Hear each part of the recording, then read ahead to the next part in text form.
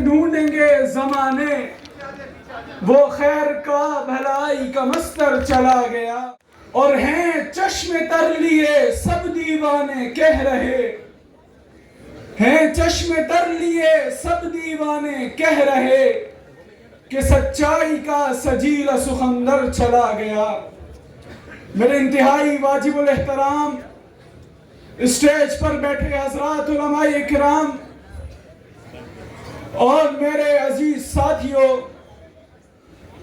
آج جس موضوع سخن کا میں آپ حضرات کے سامنے سہارا لے کر حاضر ہوا وہ ہے ترجمان مدارس، قائد دینی مدارس، شیخ الحدیث حضرت مولانا قاضی عبدالرشید رحمت اللہ علیہ سے معنون.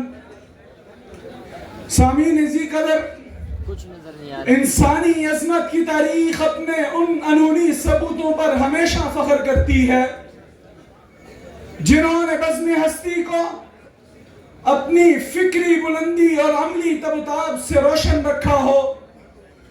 یہ وہ لوگ ہوتے ہیں جن کی زندگی کا نصب العین اتنا عظیم ہوتا ہے کہ تاج سکندری اور تخت قیاماس کی پاؤں کی خاک سے عبارت ہوتے ہیں. وہ بحر میں غوطہ زن ہو کر وقت کے فرعونوں سے لڑ پڑتے ہیں، اور جب تک وہ جیتے ہیں تو شیروں کی طرح جیتے ہیں، اور جب وہ اپنے داعی اجل کو لبیک کہتے ہیں ان کی زبانوں پہ نعرہ مستانہ اور چہرے پہ لمحہ وصال کی مسکراہٹ نظر آتی ہے. یہ کون لوگ ہوتے ہیں؟ یہ حق و صداقت کے علم بردار، وہ سر بکف مجاہد ہوتے ہیں جو الہ کلمت اللہ کے لیے دنیا کی آسانیاں، خوشیاں، یہاں تک کہ اپنی جانوں کے نذرانے پیش کر دیتے ہیں.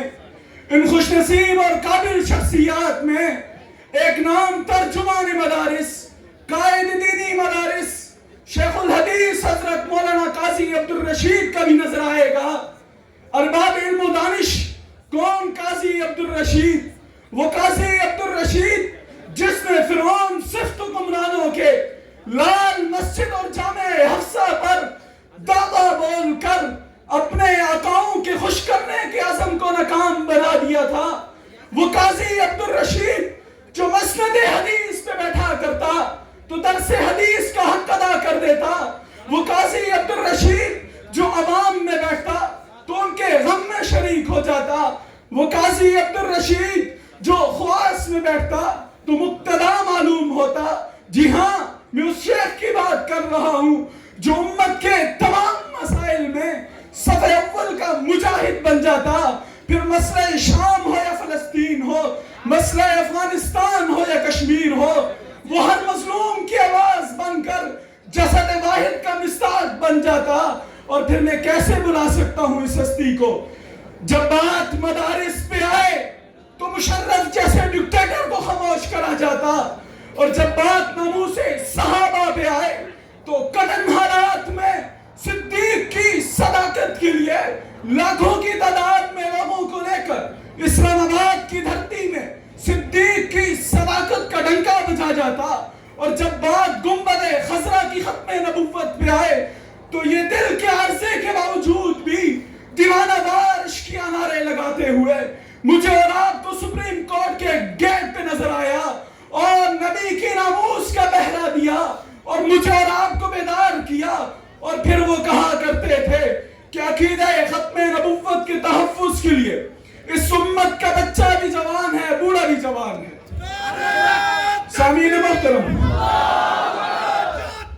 ختم نبوت زندہ باد، ختم نبوت زندہ باد. مدارس دینیہ حضرت مولانا قاضی عبدالرشید صاحب. جی ہاں، میں اس مرد مجاہد کی بات کر رہا تھا جس کی تواضع کو دیکھ کر شیخ الہند کی یاد تازہ ہو جاتی، اور جس کی خطابت کو دیکھ کر مولانا عطا اللہ شاہ بخاری کی یاد تازہ ہو جاتی، اور جس کی حکمت عملی کو دیکھ کر مفتی محمود کی یاد تازہ ہو جاتی، اور جس کی بہادری اور لیڈری کو دیکھ کر علامہ حسین احمد مدنی کی یاد تازہ ہو جاتی. اور جب جانے لگا تو اپنے نامہ اعمال میں ایف آئی آر کو بطور سرٹیفکیٹ لے کر مجھے اور آپ کو یہ پیغام دے گیا، ناموس رسالت کی خاطر، ناموس رسالت کی خاطر ہم جان اپنی نچھاور کر دیں گے۔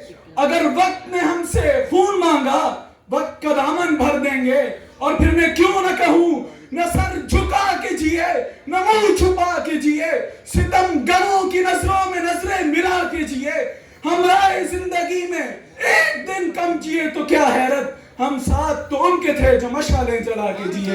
وما علینا الا البلاغ۔